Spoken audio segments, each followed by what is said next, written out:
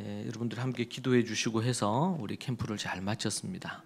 오늘 우리 함께 볼 말씀은 로마서 13장 1절로 7절 말씀을 함께 보도록 하겠습니다. 로마서 13장 1절로 7절의 말씀 함께 보겠습니다.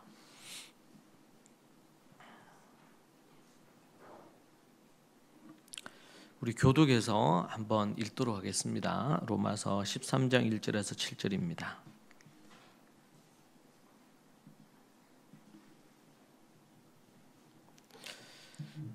1절을 제가 봅니다. 각 사람은 위에 있는 권세들에게 복종하라. 권세는 하나님으로부터 나지 않음이 없나니 모든 권세는 다 하나님께서 정하신 바라.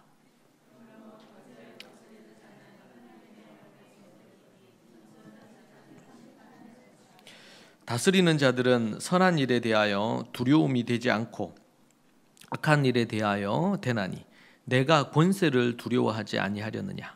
선을 행하라. 그리하면 그에게 칭찬을 받으리라.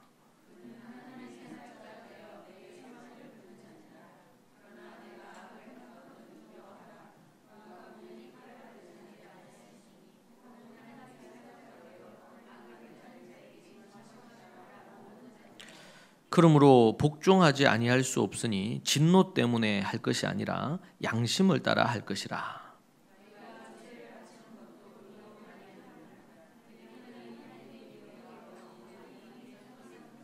같이 봅니다. 모든 자에게 줄 것을 주되 조세를 받을 자에게 조세를 바치고 관세를 받을 자에게 관세를 바치고 두려워할 자를 두려워하며 존경할 자를 존경하라. 아멘. 6.25 전쟁 이전부터 해서 현대까지 한국 사회에 매우 심각한 문제 중에 하나는 이념입니다. 사상이라고도 얘기하죠. 그 이념과 사상이 한국 사회에 매우 심각한 여러 많은 문제들을 일으키는 것을 봅니다. 이념의 무서운 괴물이 대한민국을 많이 덮치고 있고 대한민국 전체뿐만 아니라 그 가운데 있는 교회들에게도 영향을 미치고 있는 것은 분명한 사실입니다. 6.25 전쟁 당시 북한군이 내려와서 이념에 사로잡혔던 이 북은 남한을 어떻게든 해방시켜야 된다. 자본주의 그리고 미제, 압제비들로부터 해방시켜야 된다는 이러한 이념과 사상이 저들을 지배하고 있었고 한 무리, 김일성을 중심으로 한 그러한 이념 무리들은 그러한 것들을 기반으로 6.25 전쟁을 일으켰고 수많은 양민들을 그리고 선량한 사람들을 잔인하게 죽이는 전쟁을 시작을 했습니다. 이로 인해서 그 당시에 있던 많은 지주들, 가진 자들은 타도의 대상이 돼서 학살됐고 그리고 민중을 해방한다는 이름 하에 많은 부분들을 모든 소유 토지들을 다 자신의 것들로 또 공산당 것들로 모든 것들을 착취했습니다. 그러나 시간이 지나면서 그들 또한 또 다른 하나의 계급자들이 돼서 결국 죄 없는 양민들을 학살할 뿐만 아니라 이념이라는 이름으로 전쟁을 정당화하거나 또 역사에 실수할 수 없는 많은 아픔을 이 대한민국에 주었습니다. 그로부터 세월은 우리가 많이 흘렀지만 여전히 이 이념이라는 우상은 이념이라는 무서운 적은 이 시대를 여전히 지배하고 있는 것을 볼 수가 있습니다. 그래서 우리가 여러분 이념이라든지 사상이라든지 이런 것은 참 무서운 것입니다. 이것에 대한 분명한 이해가 없으면 크리스찬들은 성도들은 건강한 신앙생활을 하지 못할 뿐만 아니라 이 세상에서도 이 사회에서도 건전한 교양인이자 지식인으로 그렇게 이 사회를 제대로 살아갈 수가 없습니다. 아무리 좋은 사람도 이념이라는 것 앞에서 원수가 됩니다. 지난 3년 내지 5년 가까운 시간 동안 저는 제가 목사니까 많은 목사님들 또 우리 교단의 지방의 목사님들 뭐 노회라고 하죠. 그런 목사님들 아니면은 그 전에 알고 있던 갖가지의 많은 뭐 페이스북이든 SNS에 많은 이런 친구 맺기로 되어 있는 많은 부분에 있어서 극렬하게 이 이념 사상이란 이름으로 둘로 나누어지는 것을 봤습니다.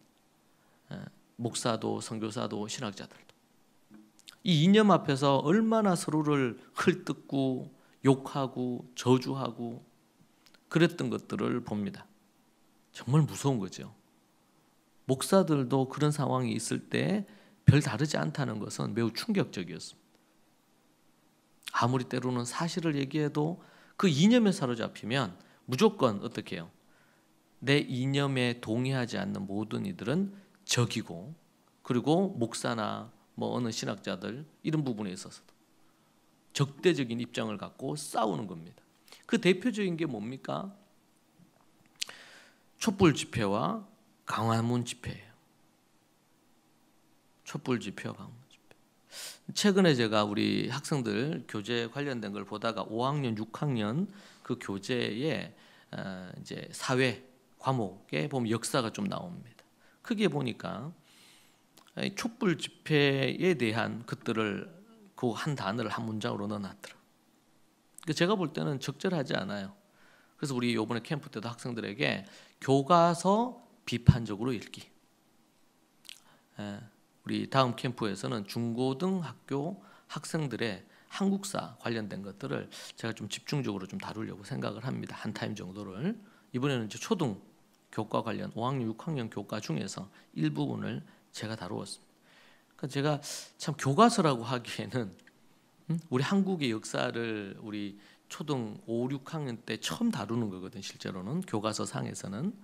그러면 좀 이렇게 균형 있으면서도 또 우리 한국인의 자긍심을 가질 뿐만 아니라 공과 과를 좀 정확하게 이것을 정리를 해놔야 되는데 그러지 못한 것으로 너무 안타까웠고 또 한면으로는 너무 허접했어요. 교과서가. 도리어 입장이 좀 다른 좋은 책 두 권을 그냥 읽고 서로 토론하는 것이 훨씬 더 좋겠다 이런 생각이 좀 들더라고요. 너무 안타까웠습니다. 우리는 이념이란 이 무서운 이 괴물에 의해서 사람들을 우상시하죠. 이념을 우상시합니다. 그 부분에 따라서 서로 원수가 돼요. 서로 적이다, 뭐 적폐다, 상대가 뭘 하고 그러면 무조건 그게 옳은 거든 그런 거든 무조건적으로 싸우려고 합니다. 어디 정말 하이에나 같아요. 늑대 같아요. 사막에. 피곤하죠. 정치는 국민들에게 좀 평안을 주고 기쁨을 주고 좀 이렇게 살만하도록. 그래서 제일 좋은 건 뭐냐면 정치가 이 국민들이 정치에 별 관심을 안 가져도 되도록 정치인들이 서로 필요한 부분에 대해서는 서로 뭐 이렇게 비판하고 토론하고 할 수밖에 없어요. 그러나 그런 것으로 국민과 국가의 유익이 되는 방향으로 이게 가야 되는데 정치 이념, 사상 이념 뭐 이런 것들로 너무나 진흙탕이 돼서 싸우는 것을 볼 수 있습니다. 한 10년 전, 15년 전 이럴 때만 하더라도 그나마 그런 서로 달라도 최소한의 이 에티켓이 있었던 것 같아요. 정치에도. 그런 부분들이 있었는데 갈수록 더 후진 정치화되는 이런 모습을 볼 수 있습니다. 그러니까 상식이 통하지 않는 거죠. 여러분 이런 이념처럼 우리 지난번에도 말씀드린 것처럼 서희초 교사가 자살한 사건 이후로 지금 그 동안 이렇게 덮여있던 것들이 막 폭발적으로 나오는 것을 봅니다. 지난 한 주간 이 주제와 관련해서 나왔던 게 뭡니까? 어느 교육부 어디 사무관인가요? 그분이 선생님한테 메일을 보낸 게 이게 드러났죠. 내 자식은 왕의 DNA를 가졌다. 그러니 내 자식을 왕자처럼 대해주라. 그리고 혹시 다른 학생들하고 어떤 다툼이 생겼을 때 무조건 선생님은 우리 아이 편을 들라. 이런 거를 9가지인가요? 그렇게 해가지고 교사가 교사한테 준 것입니다. 어느 작가는 이렇게 표현을 했죠. 최근에 내 새끼 지상주의다. 내 새끼에게 유익이 된다면 무슨 짓이든 한다는 거예요. 내 새끼 지상주의다. 뭐 아주 적절한 표현이라고 생각합니다. 이건 뭐예요? 뭐 어떤 주의 이렇게 되면 그건 뭡니까? 이념입니다. 이념. 때로는 이거 얼마 전만 해도 그래요. 1, 20년 전만 해도 아무리 자기 자식이 좋아도 자식이 뭔가 잘못했다 그러면은 아주 매섭게 책망하고 이렇게 했단 말이에요. 응? 어디 식당 가거나 어디 여행지 가더라도 다른 사람에게 폐해를 끼친다 그러면 애를 그 자리에서 책망도 하고 이렇게 해요. 식당이 되는데 뛰어다니지 못하도록 하고. 우리나라의 애들만 식당에서 뛰어다녀요. 외국에 가도 그렇고 한국 안에서도 그렇고. 그런데 누구 다른 어른들이 말하기가 곤란해. 괜히 말했다가 싸움 난단 말이에요. 거의 아나무인격이야. 그러니까 뭐야? 적절하죠. 내 새끼 지상주의. 참 이제는 아이를 뭐 하나밖에 안 낳으니까 더더욱 그런 게 병폐가 되고 그런 것들이 이제는 교사들이 더 이상 교사를 못 해먹겠다. 그리고 심지어 자살에 이르러 많은 교사들이 그렇게 만드는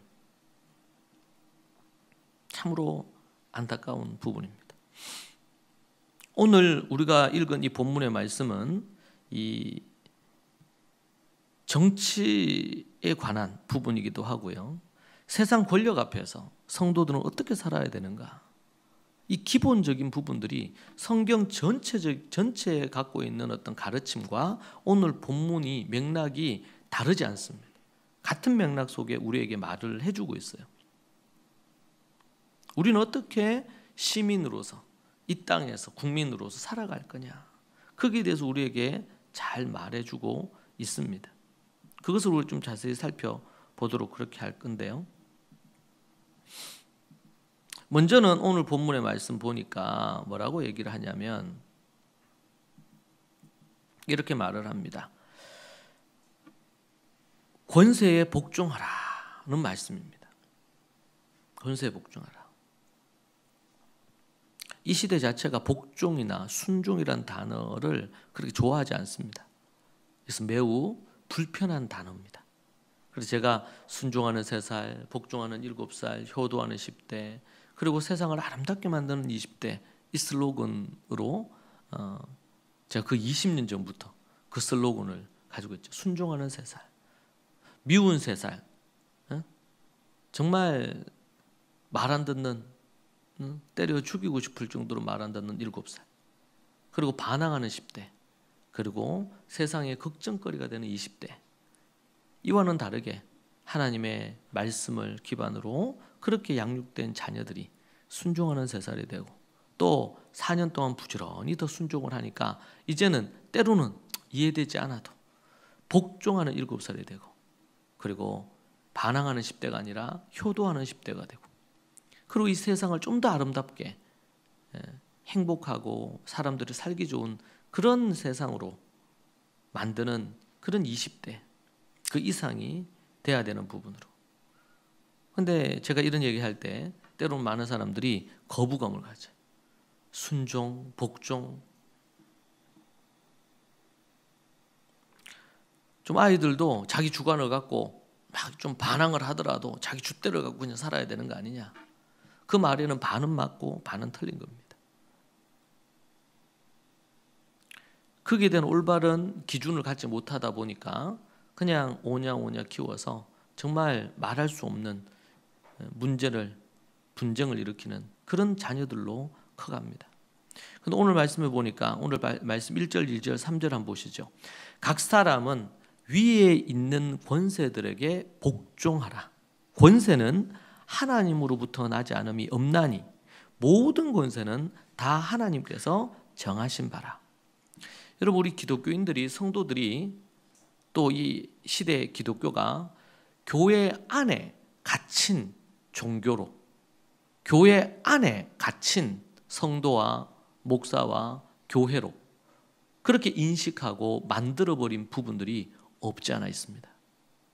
오늘 성경 말씀을 우리에게 그것을 분명하게 말해주고 있습니다. 로마서 12장은 교회 안에서 성도들 간의 어떤 관계, 성도가 하나님 앞에 세상에서 어떻게 살아야 되는지를 얘기하면서 하나님 앞에 삶의 예배, 합당한 예배, 영적인 예배를 드리라고 얘기를 합니다. 12장부터 15장까지 영적인 예배, 합당한 예배라는 이 부분이 매우 중요한 키워드, 핵심 단어가 되는 것입니다. 그래서 성도들 간에 어떻게 살아야 되나, 세상에서 성도들은 어떻게 살아야 되나 라고 하는 성도들 개인의 어떤 삶에 대한 부분에 대한 것을 20가지 정도의 내용으로 6묶음으로 정리를 해놓은 부분이 우리 앞서 봤습니다. 13장에서는 좀 더 확대해서 세상에서 시민으로서 또 책임과 사회적인 윤리적인 측면에서 성도는 어떻게 살아야 되는가, 시민으로서 국민으로서 어떤 의식을 갖고 살아야 되는가, 거기에 대해서 바울은 오늘 우리에게 말을 해주고 있습니다. 그것은 너무나 선명하고 분명해요. 여러분, 이 편지를 쓸 바울이 로마서를 쓸 당시에 이스라엘에서는 헤롯 가문의 어떤 오랜 폭정이 있었고, 로마 제국이 전 세계를 지배하면서 억압과 광포 정치, 거의 학살하다시피 하는 그런 정치, 그 정치가 로마에서 이루어지고 있었던 상황입니다. 바울 또한 종교와 정치 지도자들로부터 많은 고난과 이러한 것들을 받았죠. 바울은 나중에 훗날 잔인한 황제들에 의해서 그가 순교를 당하고, 그전에는 감옥에 갇히고 갖가지의 많은 핍박도 받았죠.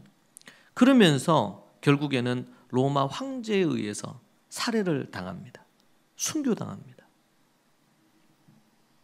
이럴 때 교회는 성도들이 권세자들에게 복종하지 말자, 우리가 한번 세를 모아서 우리의 목소리를 높이자, 충분히 그럴 수 있는 상황이었습니다. 오직 그리스도에게만 충성해야 함을 강조할 수 있겠습니다. 로마 권력에 우리가 반대하자, 싸우자, 우리의 생존권을 위해 막 싸우자, 이렇게 데모할 수 있었죠. 국가와 대립각을 세우고 싸울 수 있었습니다. 그러나 바울은 그렇게 하지 않았습니다. 권세자들에게 복종하라고 명령합니다. 이 복종하라는 이 1절에 히포타소라는 단어는 자신을 아래에 둔다. 군사 용어로 부하들이 지휘관에게 철저하게 복종하는. 지금 이 시대에도 군대는 상하 복종 관계가 너무 중요한 부분이 됩니다. 전쟁 시에는 더더욱 중요하죠. 그러나 그 당시에는 만약에 불복종한다, 그럼 그 자리에서, 부하가 불복종하면 그 자리에서 죽일 수도 있었습니다. 즉결해서 심판할 수가 있었어요. 그럴 때 사용되는 단어가 바로 히포타소라는 이 단어입니다. 이 단어를 그대로 누가 씁니까? 그대로 바울이 성도들이 권세자들에게, 권력자들에게 어떻게 해야 되는지에 대해서 말하는 것을 봅니다. 이것은 단순한 어떤 굴복, 순종의 의미가 아닙니다.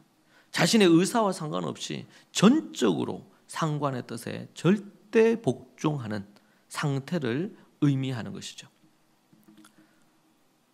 바울은 권세자들에게 복종하라고 말합니다. 왜 이렇게까지 바울이 강조할까요? 불의한 국가 아닙니까? 다른 나라를 무력으로 침략해서 속국으로 삼고 노예화해서 그렇게 하는,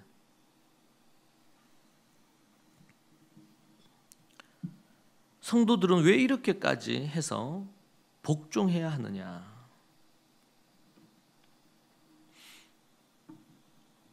그것은 1절을 통해 우리에게 그 답을 주고 있습니다. 1절에서 뭐라고 또 이야기합니까? 각 사람은 위에 있는 권세들에게 복종하라. 권세는 하나님으로부터 나지 않음이 없나니 모든 권세는 다 하나님께서 정하신 바라. 모든 권세는 다 하나님, 권세가 하나님으로부터 나오고 그 모든 권세가 하나님으로부터 세워졌다는 것입니다.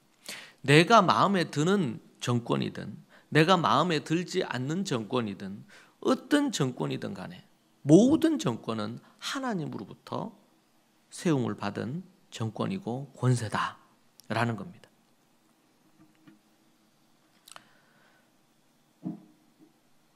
현재의 통치자에게 주어지는 이 권세는 하나님으로부터 왔다는 거고 그분께서 권세를 주시고 세우셨다는 부분입니다. 그렇기 때문에 우리는 이 권세 앞에 복종해야 된다는 거예요.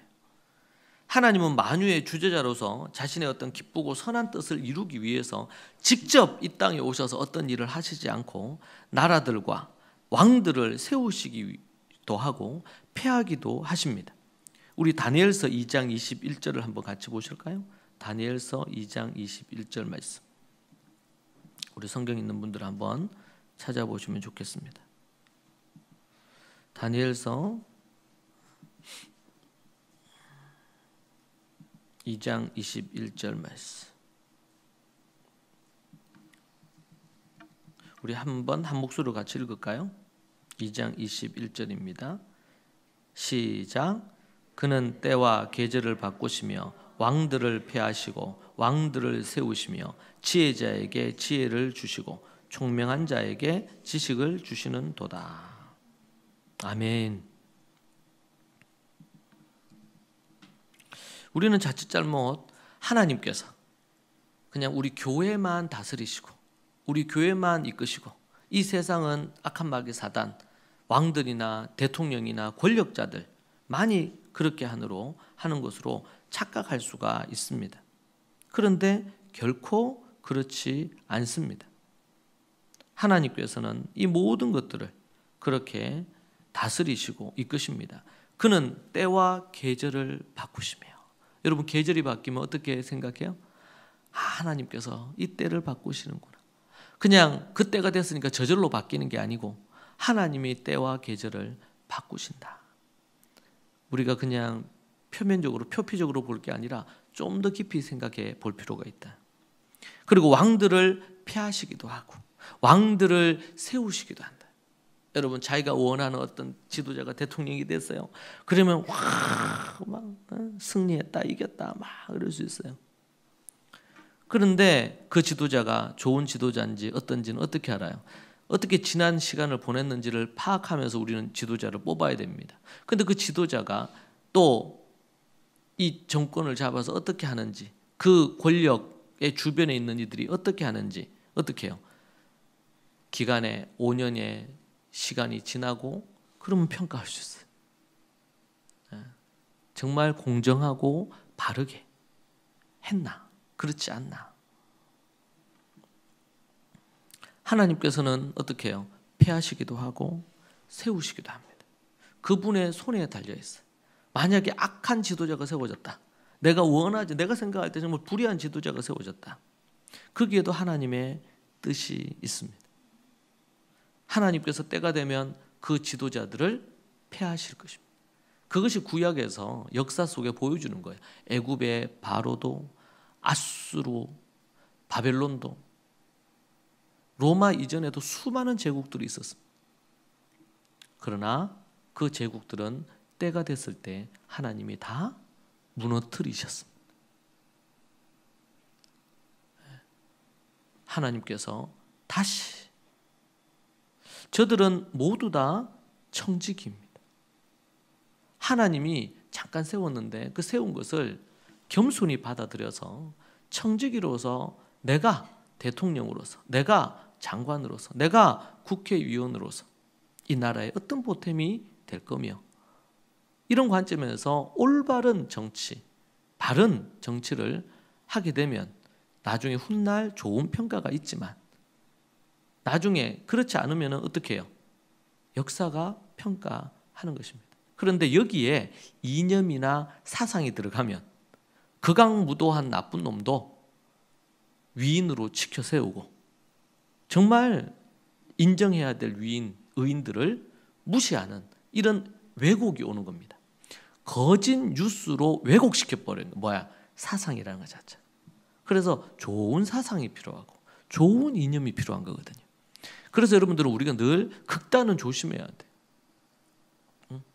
소위 말해서 극우 조심해야 되고 극좌 조심해야 됩니다. 좋은 보수와 좋은 진보가 함께 서로 때로는 논쟁도 하고 토론도 하고 이렇게 하면서 발전해 가야 되거든요. 그런데 극단적인 입장을 취해서 나아갈 때 매우 위험합니다. 위기를 초래를 해요. 그래서 그런 얘기합니다. 여러분, 이스라엘의 상징 중에 하나가 뭐가 있어요? 상징 중에 하나가 별이 있어요. 별 보셨어요? 그걸 다윗의 별이라 그래요. 다윗의 별. 근데 여러분, 별은요 삼각형 두 개로 돼 있어요. 하나는 어떻게 해요? 이렇게 정삼각 이렇게 돼 있는 거. 그리고 그거를 거꾸로 뒤집으면 어떻게 돼? 예. 그렇게 하면 이 별이 되죠. 그래서 이 부분을 갖고 어떻게 표현하냐면, 이 안정적인 어떤 이 삼각형은 보수적인 입장을 취해요. 역으로 표현하면 이거는 좀 더 어떻게 보면 좀 불안하죠. 꼭지로 딱 세워져 있으니까 이거는 이제 진보적인 입장을 취하는 거예요. 이런 부분에서 균형 잡힌 이해를 갖는 것이 매우 중요하죠. 예전에 제가 이제 한 번 어느 교회에 갔어요. 그 교회 목사님이 한 60대셨어요. 그때 제가 40대였으니까 40대 초반이었으니까 집회하러 갔습니다. 집회하러 가서 이제 효에 대해서 얘기했어요. 그리고 효에 대해서 얘기하면서 성경에서 이번에도 우리 캠프할 때 우리 강신권 총장님이 여성과 로마서 이제 16장에 가면 거기에 보면 여성들이 등장하잖아요. 베베 부터 해가지고 여러 여성들이 나오거든요. 근데 그 여성들이 베베 같은 경우는 갱그레아 지역을 총괄했어요. 총괄. 나중에 우리 이제 16장 8월 달이 끝나기 전에 우리 16장을 우리가 보게 될 건데 그렇게 했어요. 베베라는 인물이 로마서를 들고 로마로 갔어요. 그러니까 이 자매 베베라는 이 인물은 단순한 어떤 그런 인물로 보기는 어렵겠죠. 갱그레아 지역의 총책임자니까 교회에. 그래서 지금으로 얘기한다면 목사님이에요. 여성 목사님이에요. 그러니까 집사라고도 표현을 하죠. 집사라고도 이제 하는데 어떻게 이제 번역할 거냐에 따라 이게 좀 달라져요. 그러면서 우리 로마서 16장 같은 경우에는 정말 여성들이 그 시대, 이게 지금으로부터 2000년 전이지 않습니까? 그 시대의 아이들과 여성은 우리나라에서는 어때요? 조선시대만 돼도 유교가 갖는 좋은 점이 있지만 우리는 절대로 다시 조선으로 돌아가면 안 돼요. 왜요? 거기는 신분 계급이 있고 대한제국이 형성이 되고 대한민국이 만들어지면서 또 기독교가 영향을 주면서 모든 이 그 신분을 철폐했어요. 여성들이 자유롭게 공부하고 그들이 갖고 있는 능력 따라 뭔가를 할 수 있는. 그전에는 어떻게 해요? 양반이냐 쌍놈이냐 이거에 따라서 모든 게 됐어요. 그렇죠? 아무리 뛰어나도 쌍놈은 출세를 할 수가 없어. 때로는 그러니까 우리가 그런 부분 그런데 그때 뭐라 그래? 성경에서는 하나님 앞에서는 여성들이 그들이 갖고 있는 은사에 따라 필요한 걸 섬기고 질서는 있었지만 그러나 그들이 갖고 있는 어떤 뛰어난 하나님 앞에 믿음과 지도력과 이런 것들이 인정되고 체크가 됐으면 그들을 한 도시, 이 고린도에서 가까운 도시였거든요. 이 갱그레아가 그 도시에 총 교회 가정교회들이 많았을 거 아니에요. 그 교회들을 총 책임을 맡은 사람이 베베였습니다. 그래서 제가 그 교회 가서 두 가지를 설교했어요. 그 효에 대해서 얘기하고 그리고 이 부분에 대해서 얘기했거든요. 근데 거기에 계신 나이 60대가 넘으신 목사님이 끝나고 나서 식사하면서 그런 얘기 하더라고. 아니 보아하니 젊은 사람인데 젊은 목사님인데 어떻게 효에 대해서 그런 얘기를 하고 또 효에 대한 그런 얘기를 하면 매우 진보적이 보수적이잖아요. 부모를 공경해야 된다. 그래서 구약에서 부모 공경 안 하면 돌로 쳐 죽였다. 이런 얘기를 막 했단 말이에요. 그러니까 많이 놀라신 것 같아요. 목사님은 어르신이니까 60대신데도 그런 설교하기 좀 힘들었대요. 그래서 부모 공경 5월 달이었는데 그 부분에 대한 이야기하고 그런데 또 이제 여성 얘기하니까 그럼 매우 진보적이잖아요. 여성 여성이 지도자가 돼야 되고 뭐 이런 부분에 대한 얘기는, 여러분 우리는 우리의 기준은 어떤 세상의 보수적인 입장, 진보적인 입장, 아니면 어떤 좌, 아니면 우 이런 입장이 아닙니다. 뭐 좀 더 어떻게 보면 맞는 부분이 있을 수 있지만, 그러나 어느 한 부분들이 다 성경적이다 이렇게 말하기는 어려워요. 그럼 우리는 성도들은 어떻게 살아야 됩니까? 성경을 기반으로 성경이 무엇을 얘기하시는지를 보고 그것 따라 살면, 그게 세상에서는 보수라 그러면 뭐 보수일 수 있고, 그게 때로는 진보라 그러면 진보일 수 있어요.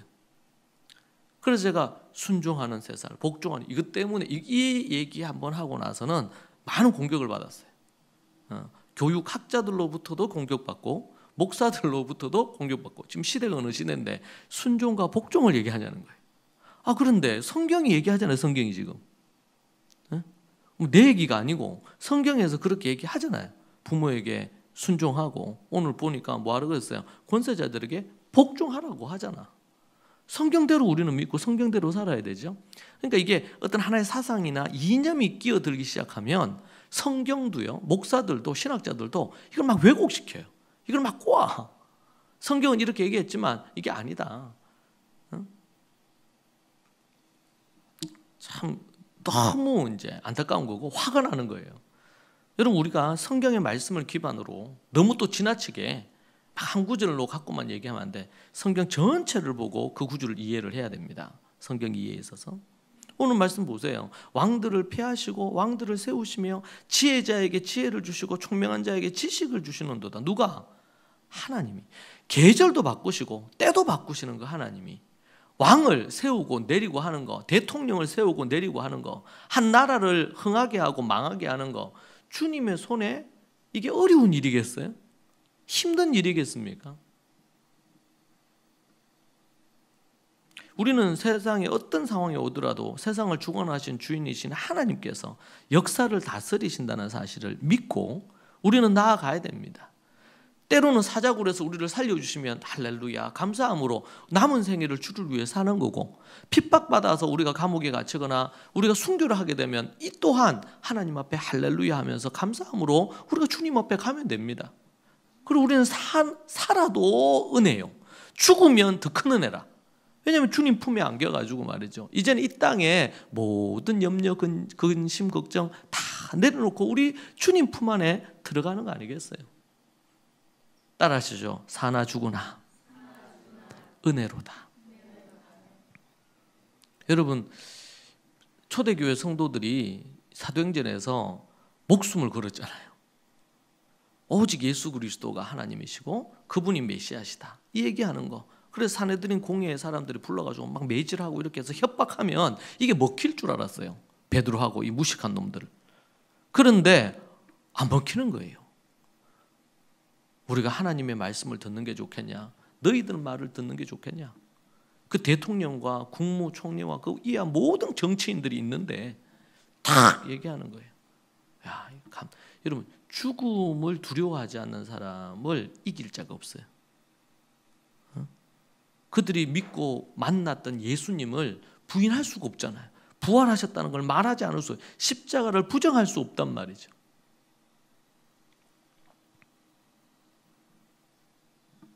하나님이 그 정권을 세우고 하나님이 지도자를 세우고 하나님이 왕을, 대통령을 세웠단 말이지. 그러니까 복종해야 된단 말이에요. 복종해야 된다. 이것은 불변하는 진리입니다. 우리는 교회들, 성도들은 정부에 복종해야 돼요. 순종해야 됩니다. 왜? 하나님이 세웠기 때문에. 대통령과 정부를 위해서 우리는 기도해야 되고, 올바른 어떤 그런 정치를 할 수 있도록 우리는 기도로 스포트를 해야 돼요. 선한 통치자가 되도록, 하나님의 뜻에서 어긋나지 않도록, 그 사람이 예수님을 믿든 안 믿든 뭐 이런 거 상관없이 지도자가 됐으니까 믿으면 좋겠죠. 그러나 어떻게 되었든지 간에 국민들을 위해 하나님이 대통령으로 왕으로 세웠을 때의 그 목적과 그 이유를, 그 합당한 어떤 해야 될 일들을, 그것을 제대로 해내도록 우리는 기도를 해야 된다. 그리고 응원해야 됩니다. 미국에서는 그래서 그런다 그러죠. 대통령이 되고 나서 일정 기간 동안 허니문 기간이야. 대통령이 됐어요. 그러면 일정 기간은 상대 당에서도 불필요한 공격을 일부러 안 하는 거예요. 이제 좀 적응하고 제대로 된 정치할 수 있도록 아주 페어하죠. 페어 플레이하는 거예요. 자, 이렇게만 우리 이제 또 끝나면 아쉬워요. 만약 그렇다면 악한 정부가 들어서고 악한 정권이 들어서서 잘못된 정치를 하면 어떻게 해야 되겠어요? 그러면 어떻게 해야 되는가? 이런 의문이 생겨요. 하나님은 악한 세상 정부 왜 그럼에도 불구하고 왜 복종하라나? 왜 바울은 로마 정권 그 악한 정부 악한 나라에 왜 복종하라고 하느냐는 겁니다. 자, 여기서 우리 한 가지 생각해야 될 것은 만약에 잘못된 부분을 한다. 우리 크리스찬으로서 볼 때 잘못된 어떤 부분의 것들을 취한다. 정부가 국가가 그러면은 그 사안에 대해서 우리는 분명하게 시민으로서 국민으로서 분명한 입장을 취할 수 있습니다. 그 중에 하나가 투표를 하는 거예요. 선거. 투표를 통해서 잘못된 민주국가에서는 잘못된 부분이다라고 이렇게 한다면 그 부분에 대해서 분명한 입장을 말할 수 있습니다. 또 때로는 어느 시민단체들 이런 단체들을 결성하거나 아니면 그런 좋은 단체들이 있어서 그런 입장을 표명할 수 있습니다. 이것은 매우 합법적인 방법들이에요. 합법적인 방법으로 부분에 대한 것들을 할 수 있어요. 잘못된 것을 잘못된 것으로 자기 입장을 얘기할 수 있고 드러낼 수 있습니다. 크리스찬들, 성도들도 그런 입장을 취할 수 있어요. 거기에 대해서는 입장이 좀 다양할 수 있겠죠. 그러나 우리가 볼 때 이것은 하나님의 말씀에 근거해서 이건 적합하지 않다. 우리 크리스찬이 받아들이기 어렵다. 지금도 보면은 뭐 동성애법이라든지 각가지 많은 여러 관련된 법들이 있잖아요. 그 법이 갖는 필요성이 있지만 그러나 그 법이 좀 더 수정되고 보완되고 이렇게 해서 또 다른 문제가 일어나지 않도록 하기 위한 입장을 취한다든지 그런 일에 우리는 정치 활동할 수 있어요. 크리스찬들은 그런 부분에서 정치 활동할 수 있습니다. 잘못된 부분이 있다면 잘못됐다는 걸 말할 수 있어야 돼요. 앞에서 복종하라고 한다는 것이 우리가 주 안에서 복종해야 되는데 잘못된 부분도 다 두둔하고 잘못된 부분도 다 그렇게 하고 이렇게 한다는 거 아니죠. 우리 역대 정권 속에 아주 폭력으로 잘못된 부분으로 했던 부분이 있습니다. 그럴 때에도 기독교가 그 대통령을 잘못된 부분을 언급을 하면서 그 대통령을 지지했어야 되는데 그러지 못하고 무조건 조창기도회하고 이렇게 하면서 하나님이 세운 누구다. 하나님이 세운 건 틀린 말은 아니에요. 그런데 맹목적으로 추종하는 것. 이것은 잘못된 부분이었죠. 결국에는 역사가 평가하는 거거든요. 잘못된 부분에 있어서는 그 부분에 정당한 방법, 정당한 절차를 통해서 해야 되고 반드시 비폭력적으로 해야 됩니다. 예수님께서도 자신을 잡아가려고 할 때 그때 베드로가 칼을 들었지 않습니까?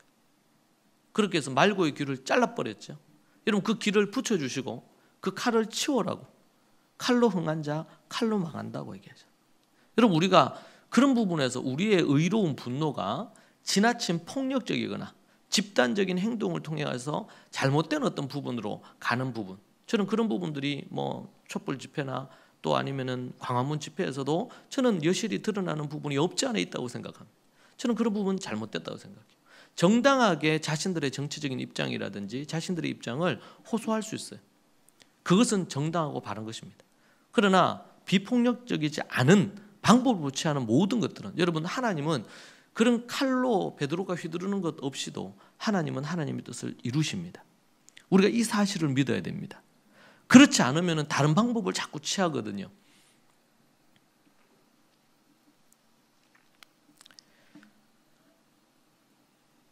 베드로전서 2장 11절에서 17절에서 이렇게 말합니다.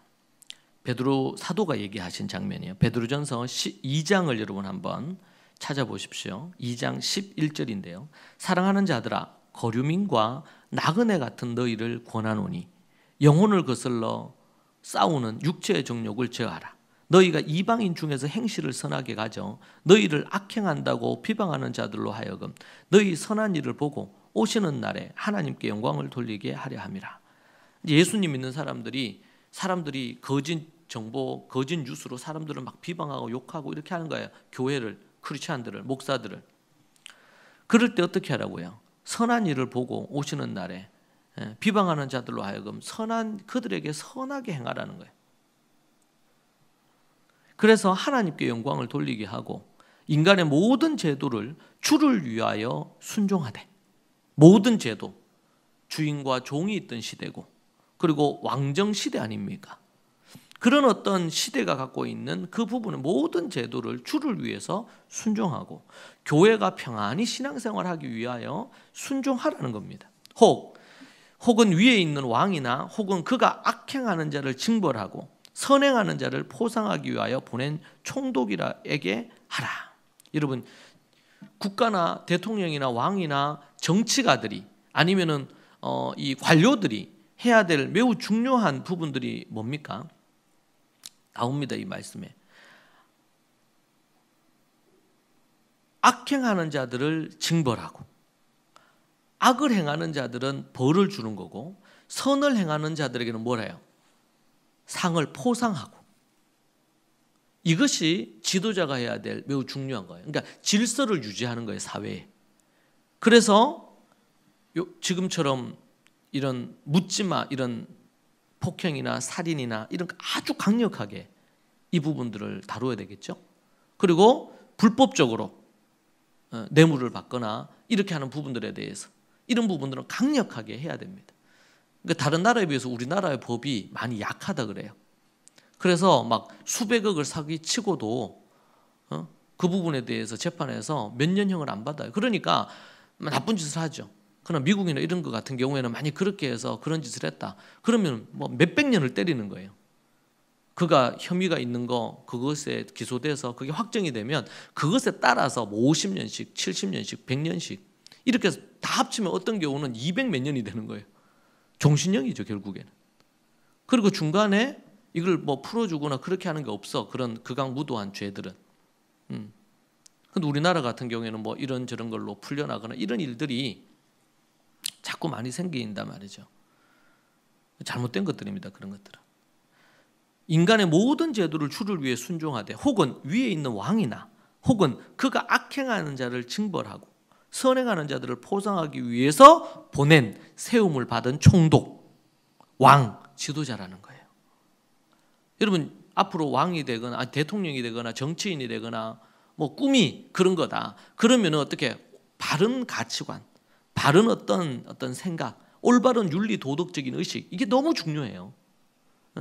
권력자들이나 이런 이들에게 윤리나 도덕적인 기준이 분명하지 않으면 부정부패가 만연하고, 그리고 어떤 이런 카르텔을 형성해서 정치와 또 아니면 법조계와 경제계가 카르텔을 형성해서 자신들의 이권을 챙기기 위해서 이 죄 없는 사람들의 고열을 빨아먹는 나쁜 짓을 하거든요.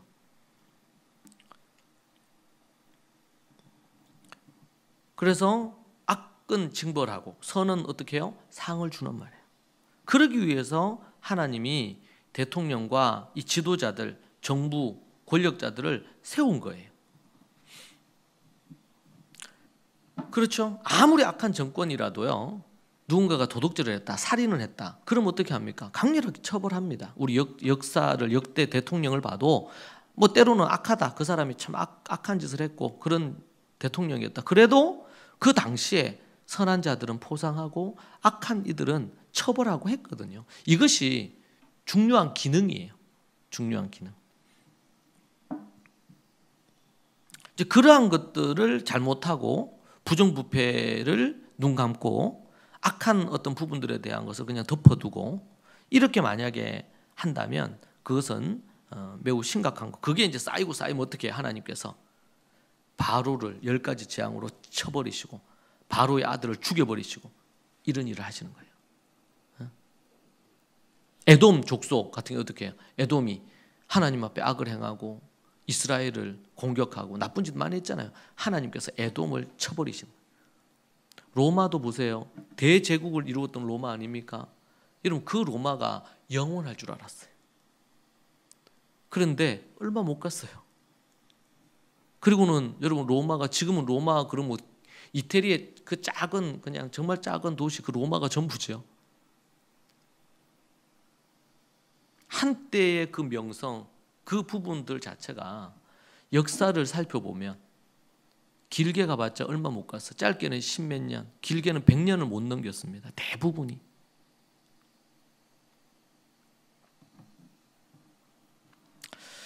여러분, 우리 성도들은 세상 모든 권세를 세우신 우리 주님을 기억하고 권세를 거스르지 않으려고 해야 됩니다. 물론 잘못되거나 뭔가 문제가 있으면 크게 문제 제기하고 신고도 하고 이렇게 해야 됩니다. 그런 것들이 필요합니다. 하나님께서 권세자에게 맡긴 사명인 것이죠. 선을 행하면 칭찬하고 악을 행하면 처벌하는 부분이 있죠. 자, 우리들은 그렇다면 어떻게? 그래서 저는 오래전부터 얘기했습니다. 대통령을 미국이나 이런 데서는 이니셜로 불러도 괜찮습니다.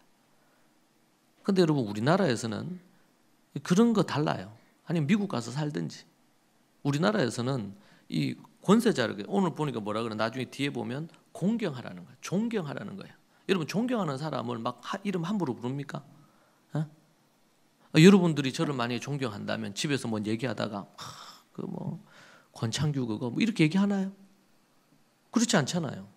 근데 왜 대통령을 왜 그렇게 얘기해? 국민들이 우리가 직접 뽑았고 우리는 또 크리스찬들이니까 하나님이 세웠다고 돼 있잖아요, 대통령을. 아무리 자기 마음에 안 들어도 이것과 상관없이 대통령은 대통령이야.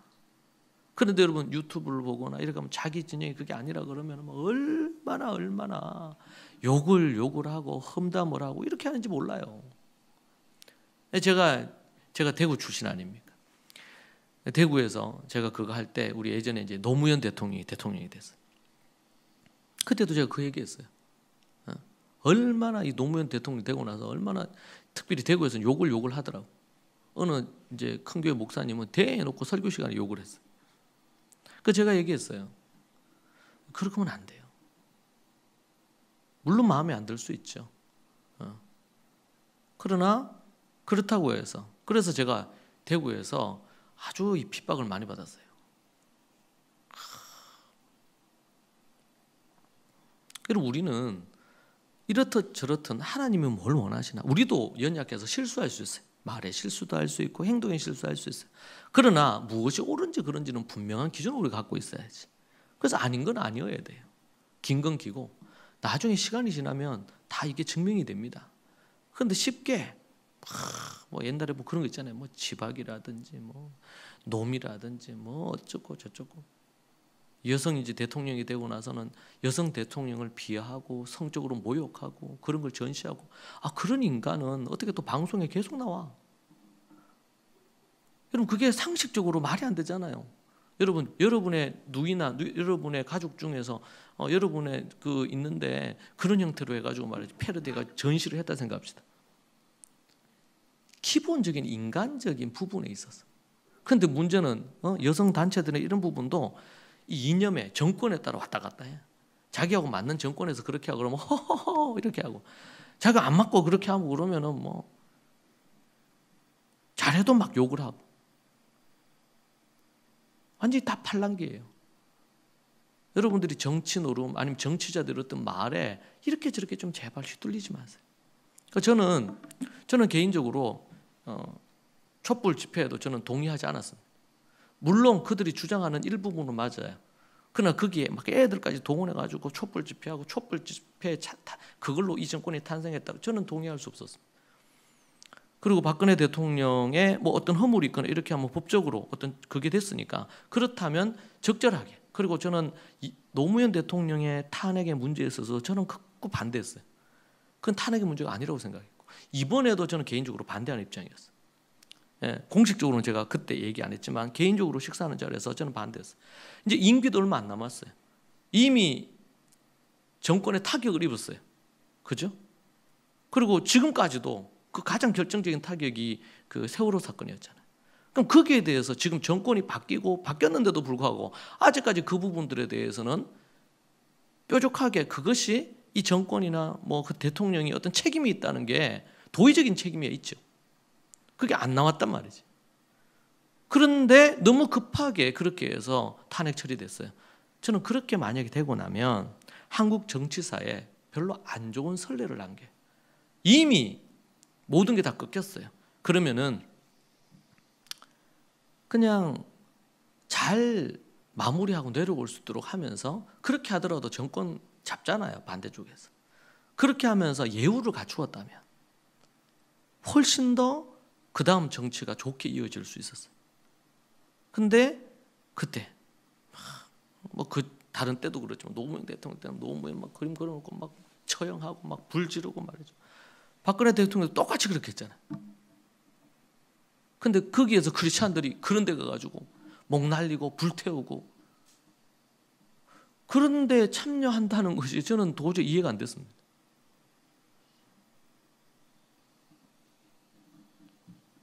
여러분, 국가 지도자를 어떻게 여기라 그래요? 사역자로 여기라 해요. 사역자로. 그러니까 함부로 하나님의 이름을 망령되이 일컫지 않듯 지도자의 이름을 여러분 함부로 하지 마세요. 여러분 반대하고 그 대통령이 싫어? 그 정권이 싫어요? 그러면 막 골방에 들어가 기도를 많이 하세요. 그리고 적법한 정치기관, 시민단체에 참여하셔서 여러분의 입장과 동일한 입장을 내는 그런 부분에 하세요. 저는 이제 사교육 걱정 없는 세상인가 뭐 이런 단체가 있어요. 근데 보니까 정치적으로는 조금 이런 좌쪽에 있는 것 같아요. 근데 제가 이제 교육을 하니까, 그러나 요번에 같은 경우에도 뭐예요? 저 킬러 문항 관련돼서 법제화해서 이거 통과시켜야 된다. 킬러 문항 이런 거 없어야 된다. 아니, 교과서는 어디에도 나오지 않는 문제를 내서 변별력을 갖겠다고 해서 두 문제 내지 세 문제 내는 부분들이 있단 말이에요. 그 킬러 문항이라 그래. 거기에 대해서 오랫동안 이 단체에서는 그걸 반대했어요. 그런데 이번에 이 킬러 문항에 대한 거를 이번 정부가 이거 없애는 거에 대해 적극적으로 교육부가 나서는 거예요. 그러니까 이 단체가 뭐예요? 거기에 대해서 호응한 거죠. 왜? 이때까지 자기들이 주장했던 거와 같은 부분이니까. 이제 그 관련된 게 떴어요. 그래서 제가 저도 이제 동의했죠. 그 부분에. 그 없어져야 된다고 저는 생각하니까. 그 동의해서 그 사교육 하는 그 단체에 제가 그 단체의 이름으로 해서 저도 동의해서 거기 사인을 했어요. 네. 이거 없애면 좋겠다. 교육부가 이번 기회에 이런 거 없애면, 저는 수능 자체가 없어져야 된다고 늘 주장하는 입장이니까 없애야 된다. 유럽처럼 이렇게 바뀌어야 돼요. 입시 제도가. 그렇지 않으면 이게 문제가 해결이 안 되는데 그렇게 했어요. 그런데 그렇게 해서 제가 동의합니다. 귀한 일을 합니다. 저도 동의합니다. 이렇게 해서 댓글을 썼어요. 거기에 관련된 기관에.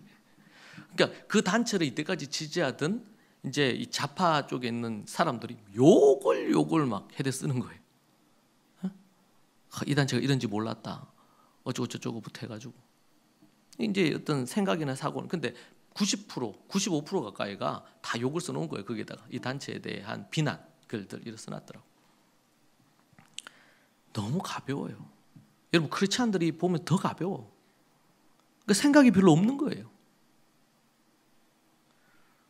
국가 지도자를 하나님의 사역자로, 하나님께서는 사역자로 여긴다 그래요. 4절을 보세요. 하나님의 사역자 이렇게 표현하고 있잖아요. 4절에 읽어볼까요? 그는 하나님의 사역자가 되어 내게 선을 베푸는 자니라. 여러분, 이거 너무 충격적이에요. 뭐라 그랬어요? 바울이 대통령, 지금으로 대통령, 그 당시에 왕, 그리고 지도자들은 어떻게 해요? 뭐다? 하나님의 뭐다? 읽어보세요. 4절에 동의가 안 되더라도 그는 하나님의 사역자. 우리는 사역자 그러면 돼요. 목사, 선교사, 신학 교수, 좀 더 내려가면 이제 뭐 장로나 뭐 이런 분들을 사역자라고 이렇게 생각하는 부분들이 있을 수 있잖아요. 그죠? 그런데 오늘 말씀에 뭐라 그랬어요? 그 위정자들, 권력자들, 대표들 뭐예요? 하나님의 뭐예요? 사역자만 사역자. 여러분, 사역자는 교회 안에서 하나님의 그 일을 하는 이런 사역자가 있고, 구약에서는 여러분 제사장이 곧 그 나라의 지도자였어요. 지금으로 얘기하면 대통령과 같은 역할을 한 거야. 이게 통합되어 있었어요. 그런데 정치 체제가 바뀌고 이렇게 하면서 어떻게 해요? 종교와 정치가 분리가 되고 이렇게 하면서 이게 나누어졌어요. 근데 하나님께서는 모든 나라도 그렇지만 모든 대통령이나 왕들도 누가 세우는 거야? 오늘 앞에 보니까 누가 세우셨어요? 하나님 주셨어요. 우리가 투표로 뽑았지만 하나님의 손에 그 결정권은, 최종 결정권이 있는 거예요. 악한 지도자를 세우더라도 하나님의 뜻이 있는 거예요. 자, 그렇게 했어. 그래서 우리가 이 패러다임을 갖는 게 너무 중요합니다. 아, 국가의 지도자는 누구다? 하나님의 사역자다. 그렇죠? 그러면 어떻게 돼야 될지 딱 나오잖아요. 답이. 더 이상 뭐가 필요해요? 하나님의 사역자인데. 그러니까 뭐 해야 돼요? 그 사역자에게, 지도자에게 복종해야죠. 순종해야죠. 예. 뭔 뜻이 있겠거니 혹 이해가 안 돼도. 그러나 이건 뭐예요? 그래서 이제 우리나라 민주국가는 상권 분립이 돼 있잖아요. 예? 정부와 국회와 사법권이 분리가 돼 있잖아요. 서로 견제하면서 서로 협력하도록 만들어져 있잖아요. 그리고 법적으로는 다 돼 있어요. 법대로 하면 아무 문제가 없어. 이 법을 자기들 어떤 이권에 맞춰가지고 이렇게 저렇게 고치려고 하는 그 인간들이 문제인 거지. 그 법대로 하면 됩니다. 하나님의 사역자예요. 그래서 4절에 사역자, 이 단어가 디아코노스예요. 이 단어가 일꾼, 섬기는 자, 심부름꾼. 네? 이 단어가 뭐야? 집사, 이런 의미도 이제 되거든요. 하나님께 임명을 받은 일꾼이다, 섬기는 자다. 바벨론의 느부갓네살, 예레미야서에 나오는 바사의 고레스, 이들은 불신 지도자들입니다. 그런데 이 고레스는 예를 들면 다니엘 같은 경우에 다니엘을 참으로 아끼고 사랑했죠. 그랬던 사람이 이 고레스입니다. 하나님께서 때로는 악한 왕, 또 선한 왕, 하나님을 안 믿어도 그런 왕들을 통해서 하나님은 이스라엘을 보호하시기도 하고 때로는 이스라엘에게 매질을 하시기도 하고 그렇게 하신다는 거예요. 근데 이들 또한 뭐예요? 하나님의 심부름꾼, 하나님의 일꾼. 이스라엘의 징계의 막대기로도 사용하고 때로는 뭐예요? 느부갓네살이 징계의 도구로 쓰였어요. 고레스는요, 그들을 이스라엘을 포로에서 해방시키는 그러한 지도자로 하나님이 사용하셨죠. 우리는 세상의 관점이 아니라 우리의 관점으로 이것을 바라볼 필요가 있습니다. 그래서 요즘 많이 등장하는 게 뭐야? 세계관이란 단어예요. 어? 우리 그 뭡니까? 어벤져스 이런 영화 있죠. 그 어벤져스 시리즈 있잖아요. 시리즈. 그걸 뭐라고 해요? 그걸 뭐라고 불러요? 마블이라고 부르나요? 마블? 뭐 말씀과 기도만 하고 이렇게 TV도 안 보고 해서 아무것도 모르나요? 마블이에요. 마블. 우리 마동석 배우가 거기에 이제 출연해서 아주 또 인기를 끌었죠. 그럼 뭐라고 부르냐면 따라합시다. 마블 세계관. 마블이라는 그 작가 아니면 그것의 감독이 갖고 있는 하나의 자기 철학이라는 거예요. 그 세계관에 의해서 이 영화가 시리즈로 만들어지는 거예요. 그러니까 그 나름의 뭐가 있는 거예요. 세계관이 있는 거예요. 거기에서는 막 우리가 볼 때는 막 제가 어디 한번 짧은 이런 뭘로 나온 걸 봤는데 막 이해가 안 돼. 막 주먹으로 팍 하고 그러면은 뭐 다 부서지고 말이죠. 근데 이 주먹으로 했던 거는 옛날에 어떤 그 신화하고 연관이 돼 있어요. 여러분 보통 마블이나 이런 거 나오는 거에 보통 고대 그리스나 로마 신화에서 뭔가 차용된 것들이 되게 많거든요. 이런 것들이. 근데 그것을 만드는 모든 것에 뭐가 있는 거예요. 그 감독이라든지 작가에 뭐가 있어요. 세계관에서 세계관. 옛날에 우리 이제 기독교가 절대적인 어떤 우위를 차지할 때는 서구 사회가 기독교 중심이었으니까 그때는 기독교적인 가치가 지배를 했어요. 근데 이제는 20세기 접어들면서 다원주의 사회가 됐어요. 다양하단 말이에요. 다양하다. 우리나라는 이미 다원주의 사회였죠. 왜냐하면 종교도 다원화돼 있어요. 이스라엘이나 아니면은 서구에서는 기독교가 메인 종교로 있었지만 우리나라는 이미 불교, 유교, 무슨 도교, 뭐 되게 다양한 종교가 있고 기독교가 들어왔잖아요. 그러니까 다양한 종교에 있어서는 다원화되어 있는 사회였어요. 그러면 그런 경우에서 뭐야? 안 좋은 거는 다양한 것이 있다는 것이 갖는 것을 우리가 받아들이기 어려운 부분에서 크리스찬들이. 근데 또 하나 긍정적인 면은 뭡니까? 기독교가 갖고 있는 이 세계관도 또 하나의 세계관이라는 거예요. 우리에게는 진리고 의고 유일한 세계관이지만 우리가 살고 있는 이 세상에서는 다양한 세계관 중에 하나예요. 근데 이 다원주의 사회에서는 뭐가 이 우리가 믿고 있는 이 기독교 세계관이 성경적인 세계관이 가장 좋다고 우리가 이제 주장할 수가 있는 거예요. 비교해 볼 때, 다른 어떤 부분과 비교해 볼 때. 지금 우리가 이 정치와 관련해서 아니면 권세자 앞에서 우리가 어떻게 해야 되는지 이건 뭐예요? 크리스천이 갖고 있는 세계관이 성경적 세계관이라 그래요. 그걸 바울이 얘기했고 제가 베드로서도 가지고 왔고 예수님께서 어떻게 권력 앞에서 어떻게 하셨어요? 베드로가 막 칼 들고 났을 때 그래 수제자 네밖에 없다. 네가 내 마음을 아는구나. 막 이렇게 이게 인지상정 아닙니까? 막 그렇게 해가지고 그래 한번 새를 모아봐라 이렇게 해가지고 막. 그래서 이제 저 가룟 유다 시켜가지고 저 열심당원 쪽하고 연이 돼 있으니까 그들은 막 무리도 모으고 막 이렇게 갈릴리 무리도 모으고 막 이렇게 해가지고 막 연대를 해서 군대를 결성하고 막. 근데 예수님 그렇게 하지 않으셨잖아요. 왜? 예수님의 세계관. 이걸 다르게 표현한다. 하나님의 세계관. 좀 더 성경적인 세계관이다. 우리는 그 세계관, 이걸 지적인 이해를 갖고 있으면서 그걸 갖고 우리가 살아야 돼요. 이게 명확하지 않으면, 이 세계관이 명확하지 않으면 어떻게 됩니까? TV 보거나 아니면 예수님 안 믿는 친구들, 어린이, 우리 초중고등학생들은 그 아이들한테 영향을 받으면서 요번에도 왔던 한 애가 일반 학교 다니고 우리 뭐 유니스나 아니면 토부 이렇게 안 했던 예전에 한번 왔다가 오는데 그런 얘기 했대요. 와서 보니까 애들이 쓰는 언어가 다르대. 다른 애들을 서로 대하는 게 너무 다르더라는 거예요. 다라시 그룹에 있었는데 너무 다르다. 제가 너무 충격받은 거예요. 문화 충격받은 거예요. 고등학생인데 학교에 있었으면 그러니까 너무 다른 거예요. 이게 뭐가 다른 겁니까? 세계관이 다른 겁니다. 세계관이. 그런데 자기 세계관이 이게 너무나 중요하게 탄탄하게 구축이 안 돼 있으면 구축이 안 돼 있으면 어떻게 해요? 다른 세계관에 의해서 쉽게 영향을 받아요. 결혼 전에 우리는 순결을 지키면서 결혼하여서 이렇게 해야 된다 이렇게 하는데 요즘 시대가 어떤 시대인데 그리고 크리스찬인데도 그런 어떤 성과 관련되거나 이런저런 프로에 이 메인 MC로 나와가지고 정말 크리스찬으로서는 담기 어려운 크리스찬들은 그런 MC를 보면 안 돼요. 제가 볼 때는 그런 것들을 막 조장하고 막 이런 것들 당연히 결혼 전에 뭐 성관계를 가져도 아무 문제가 없고 그리고 결혼하고 나서도 바람 피우러 이렇게 하는 것이 너무나 자연스러운 그게 하나의 뭐야? 자유연애라는 것에 대한 하나의 세계관이거든요. 왜 기독교인들이 자녀들을 95% 뭐 97%까지 지금 자녀들이 다 교회를 떠나고 이렇게 합니까? 이게 앞으로 이제 20년 30년 지나면 그 결과가 나올 거거든요. 왜 그렇게 됩니까? 세계관의 싸움에서 실패한 거예요. 그래서 제가 여러분에게 늘 1세기 교회 지금도 예루살렘 교회 후예들은 지금도 2000년이 지났는데도 다음 세대를 잃어버리지 않고 다음 세대들이 더 믿음 안에서 서고 막 이렇게 하잖아요. 한 명도 안 잃어버리는 거예요. 얘네들은.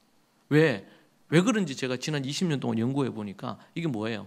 하나의 그들의 세계관을 분명히 붙잡고 그 세계관을 하기 위해서 가정과 학교와 교회에서 하는 것들이 있다는 거지. 그걸 반드시 또 해내는 거예요. 그래서 그 결과가 나오는 거예요. 그냥 얻어지는 게 아닙니다. 세상에 정말 공짜는 없어요. 땀 흘리고 수고하고 해야 얻어지는 거예요. 이러한 올바른 어떤 그런 세계관, 우리는 세상에서는 여러 가지 세계관 중에 기독교 세계관도 이런 게 있구나 이런 거예요. 우리는 세상을 살면서는 또 그런 세계관들이 그런 게 좋은 게 있고 어떤 건 나쁜 게 있잖아요. 그런 것들을 우리 인정해야 돼요. 그러나 교회 안에서는 우리에게 유일한 세계관은 뭐예요?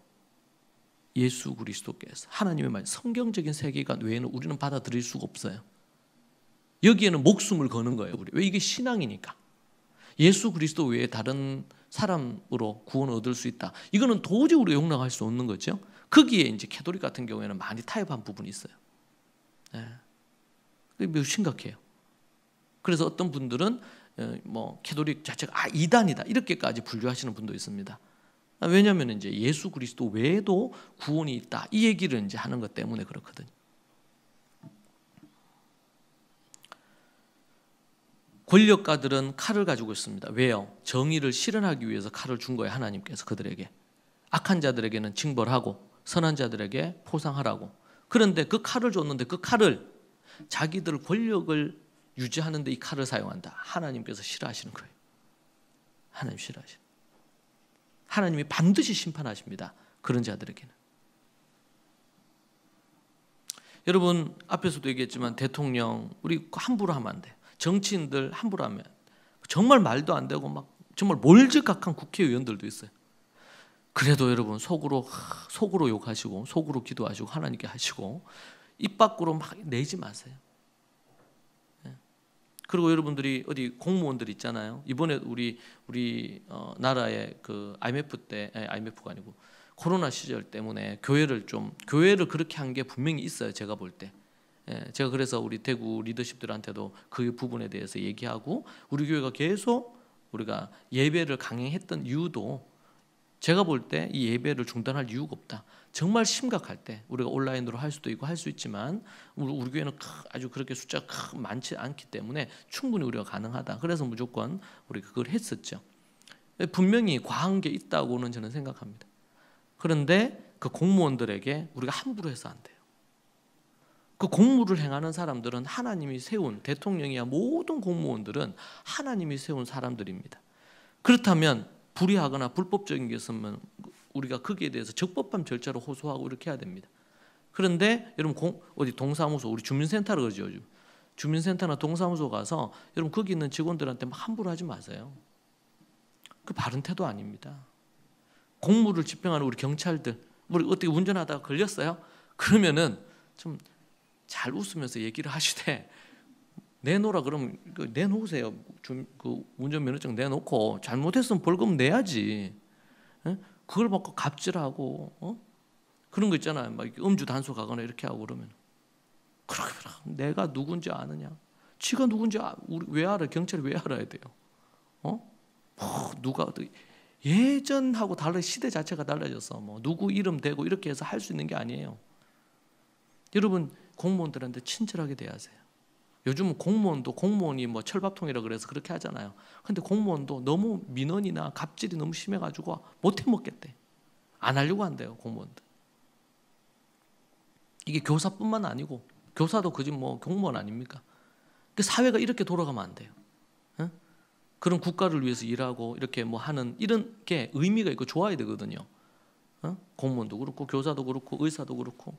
그런데 막 의사들은 막 돈 많이 버는 나쁜 놈이다 이렇게 하고 뭐 철밥통 하면서 욕도 하고 막 검사도 그렇고 경찰도 그렇고 우리가 존중하고 그렇게 해야 돼요. 국가를 위해서 일하는 사람들에게. 물론 그 개 중에는 정말 나쁜 사람도 있어요. 경찰 중에.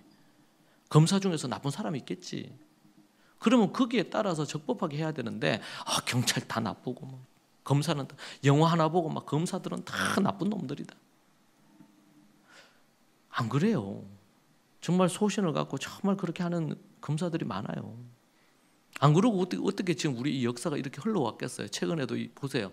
그러니까 자기가 원하는 대로 검사들이 어떻게 누구를 처벌하라 하면은 의로운 경찰이라고 그러고 의로운 검사라고 그러고 자기가 싫어하는 사람이 감옥에 가야 되는데 안 그러고 풀려나면은 욕을 하고 판사도 그렇고 물론 어쪽에 치우친 검사나 판사들이 있을 수 있지.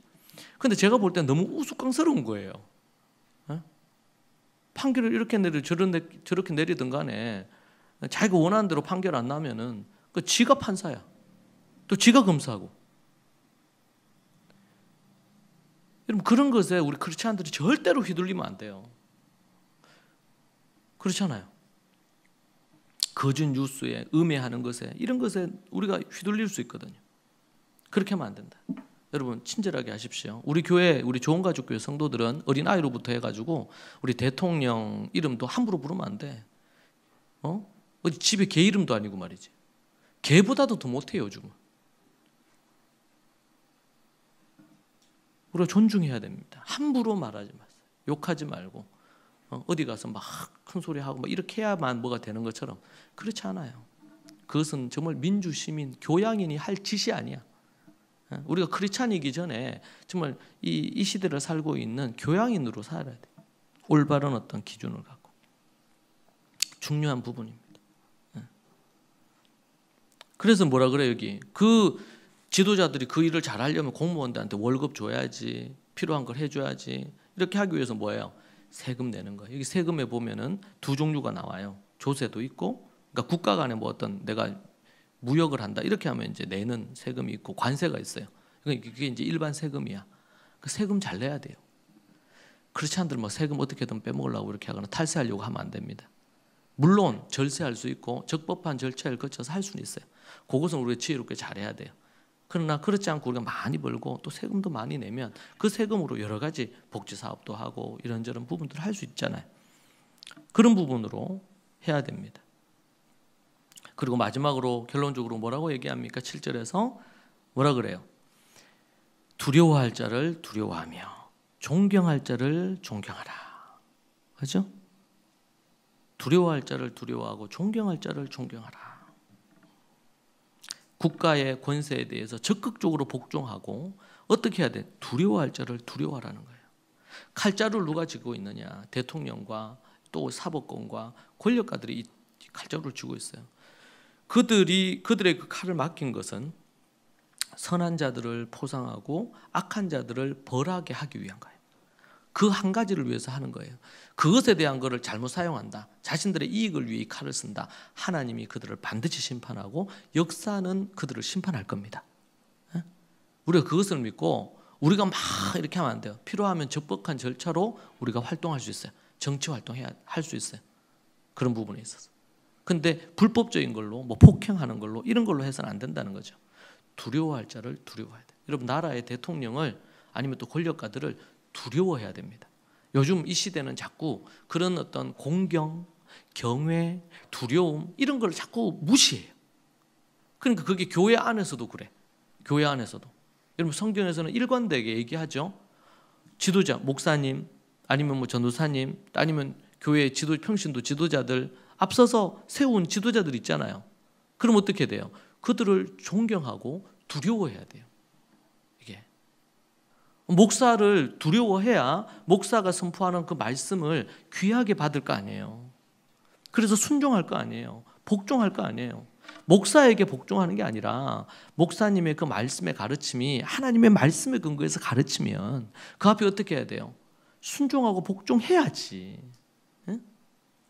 이게 안 되면은 안 돼요. 근데 교회가 얼마나 분쟁이 많고 법원에 가면 교회에서 교회 안에서 목사파 무슨 장로파 이렇게 해가지고 분쟁으로 올라와 있는 게 너무 많대. 참 안타까운 일이에요 이게. 그리고 대구에서도 어느 순복음교회 그 안에서 막 교회가 두 패로 나누어진 거예요. 그래서 2층에서는 그 1층에서는 원래 파, 2층에서 다른 파 이렇게 하고 그러고 나서는 조폭까지 불러가지고 막 파이프 듣고 막 싸우고 그래서 그 뉴스 나왔거든요. 자신들의 어떤 그것을 위해서 교회가 정말 안타까운 상황이죠. 주님이 보실 때 옳고 그름을 떠나서 주님이 보실 때 뭐가 맞느냐 말이에요. 두려워할 자를 두려워하고 존경할 자를 존경하고. 여러분들이 우리 이 말씀 아니고도 성도들 간에 아니면 다른 사람들을 대할 때 어떻게 하라 그랬어요? 앞서서 서로 앞다투어서 존경하라 그랬죠? 기억납니까? 네. 먼저 존경하란 말이에요. 먼저 존경하라. 우리 20가지 법칙 중에 먼저 존경하라. 먼저 존경하라. 이거는 모든 관계에 다 사용될 수 있어요. 존경하려고 해요. 물론 그 사람에게 안 좋은 게 있고 이런 게 있을 수 있죠. 그러나 그 사람의 권위와 그 사람의 위치와 이런 걸 따라서 존경하세요. 존경할 자를 존경해야 돼요. 여러분들이 어디 동사무소 가서 뭐 서류 하나 떼더라도 여러분 존경의 눈빛을 하고 들어가세요. 그럼 뭐 떼주고 그러면 정말 감사하다 그러고 하세요. 가면서 뭐라도 이렇게 뭐 하나 드릴 수 있으면 하나 줘도 좋아. 먼저. 여러분 아파트에서 살면 아파트 경비하시는 분 존경하세요. 그 사람이 어떤 배경, 어떤 상황이 있는지 모르지만 존경하십시오. 어디 집에 종 부리듯이 하지 마시고 그런 뉴스 종종 나오지 않습니까? 존경의 눈빛으로 하고 뭐 하나 과일 하나 사오면은 과일 하나 사오고 그러면은 하나 갖다 드리세요 드시라고. 그 해봤자 뭐 1,000원, 2,000원 하면 과일 하나 안 답니까? 내 하나 안 먹고 수고하는 분들에게. 거기서 일하는 사람한테 에어컨 하나 달아주는 것 때문에 난리 치기잖아요. 이 폭염에 에어컨 없이 어떻게 지내? 만약에 자기 아버지가 거기서 경비로 일한다 생각해 보세요. 그러니까 이게 상식적이지 않는 것들이 너무 많아요. 사회에. 존경할 자를 특별히 우리 대통령과 지도자들 존경해야 돼요. 공무원들 존경해야 돼요. 내 마음에 들기 때문에 존경하는 게 아니라 내 마음에 정말 반대되고 원하지 않아도 하나님의 말씀에서 이렇게 하니까 존경할 거 존경하고 인정할 거 인정하고 잘하는 거 잘한다 하고 잘 못된 부분들이 있다. 잘 못하는 부분이 있다. 그러면 적법한 방법으로 우리가 호소하고 또 활동하고 정치 활동하면 돼요. 하고 싶으면. 여러분, 성도는 국민이자 시민입니다. 정말 하나님께서 원하시는 이 원리를 잘 적용해서 우리의 삶에 가져와야 되고, 이게 국가 차원에서 시민으로서, 이게 교회 안에서도 우리가 적용할 수 있는 것들이죠. 가정에서도 부모를 두려워하게 해야 됩니다. 부모가 친구 같으면 끝장나요. 더 이상 자녀 교육이 안 됩니다. 학교도 똑같습니다. 학교도 선생님 보기를 우습게 본다든지 이렇게 하면 더 이상 교육이 안 돼요. 올바른 가치를 가르칠 수 없잖아요. 선생님은 무서워야 됩니다. 또 뭐예요? 존경의 대상이 돼야 돼요. 부모는 존경의 대상이고 두려움의 대상이지 쉽게 함께 할 수 있는 대상이 되면 곤란합니다. 뭐 그럴 때도 있어요. 10번 중에 한 번은 친구 같이 해줄 수 있어요. 그러나 존경의 대상이어야 되고 또 두려움의 대상이어야 돼요. 내가 잘못하면 책망하실 수 있는 분이구나. 아니 그게 없어진다면 무너져. 가정이 무너지고 교회가 무너지고 학교가 무너지고 좀 이미 학교가 무너졌죠. 이것은 문제거든. 두려워하지 않거든요. 존경하지 않아요, 선생님을. 이건 어디에? 가정에서도 가르치고 학교에서 가르쳐야 돼요. 그게 없다? 그러면 지식을 전달하는 것은 아무런 의미가 없습니다. 그건 교육이 아닙니다. 여러분, 국가도 그 개인들과 가정들과 단체들이 모여서 국가를 이루잖아요. 이 국가가 건강해야 됩니다. 그러기 위해서 우리 여러분부터 동사무소 가든 어디를 가든 아니면 대통령과 정치 얘기를 할 때에도 여러분들이 정말 예를 갖추어서 하십시오. 그냥 쉽게 절대로 말하지 마세요. 하나님이 원하지 않는 겁니다. 하나님이 세운 지도자입니다. 아멘입니까? 네. 그리고 우리 자녀들에게도 그렇게 가르쳐야 돼요. 네. 그래서 정말 암울해져 가고 있지만 그러나 하나님이 기뻐하시는 그러한 우리가 사회를 만들 책임이 우리에게 있어요. 크리스찬들에게. 네. 그런 우리들이 되면 좋겠습니다. 기도하겠습니다. 하나님 감사합니다. 우리에게 이 귀한 말씀을 주셔서 시민으로서 국민으로서 성도로서 어떻게 살아야 되는지 우리에게 말씀해 주시니 감사합니다. 세상에서 또 많은 사람들이 얘기하는 것에 우리의 마음이 휘둘리지 않고 하나님의 말씀에 근거해서 우리가 하도록 우리가 노력하고 애쓸 수 있도록 도와주시고 주님 우리에게 이 세상에서 그렇게 살 수 있도록 때로 욕도 먹어도 때로 핍박받아도 우리가 하나님이 기뻐하시는 것을 함으로 세월이 지나고 훗날 하나님 앞과 사람들 앞에서 평가받을 때에 옳았다고 평가받는 그런 우리 모두가 되기를 소망합니다. 주님 도와주시고 인도하여 주시옵소서. 예수님 이름으로 기도합니다. 아멘.